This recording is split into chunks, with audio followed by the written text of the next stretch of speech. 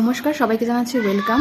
আজকে যে বিষয়ে আলোচনা করব সেটা হচ্ছে যাদের চতুর্থ ঘরে মঙ্গল অবস্থান করছে, অর্থাৎ যারা চতুর্থ ঘর ওয়াইজ মাঙ্গলিক। প্রথমে বুঝতে হবে চতুর্থ ঘর ওয়াইজ মাঙ্গলিকটা কী এবং কেন মঙ্গল চতুর্থ ঘরে নেগেটিভ রেজাল্ট দেবে। ফার্স্ট, কালপুরুষের চতুর্থ ঘর হচ্ছে কর্কট রাশিকে বলা হয়, আর কর্কট রাশিতে মঙ্গল অর্থাৎ মার্স কিন্তু নিচস্থ হচ্ছে।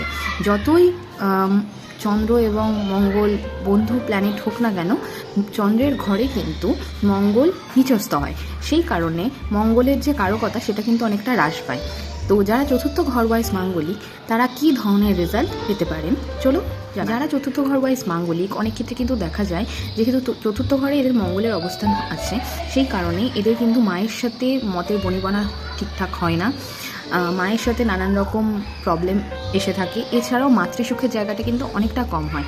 এছাড়াও এদের কিন্তু বাহন এবং বাড়ি, এই দুটো সুখের জায়গাতেও অনেকটা অবস্ট্যাকেল দেখা যায়, এবং দেখা যায় যে নিজের বাড়ি তৈরি করতে বা নিজের একটা গাড়ি কিনতে কিন্তু অনেক কষ্ট পোহাতে হয়। মানে অনেকের ক্ষেত্রে যেমন এটা অনেক ইজি হয়, এদের ক্ষেত্রে কিন্তু সেটা এতটাও ইজিভাবে হয় না।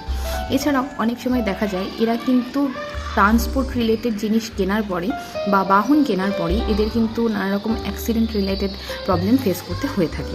তো যারা চতুর্থ ঘর ওয়াইজ মাঙ্গলিক তারা কী রেমেডি করতে পারেন।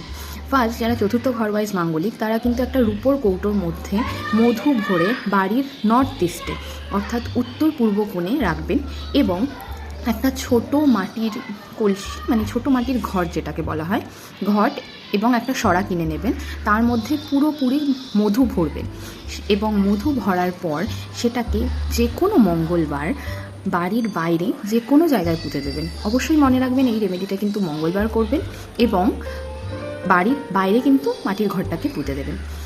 আর এছাড়াও ডিটেলস প্রেডিকশনের জন্য অবশ্যই চার্ট দেখা দরকার।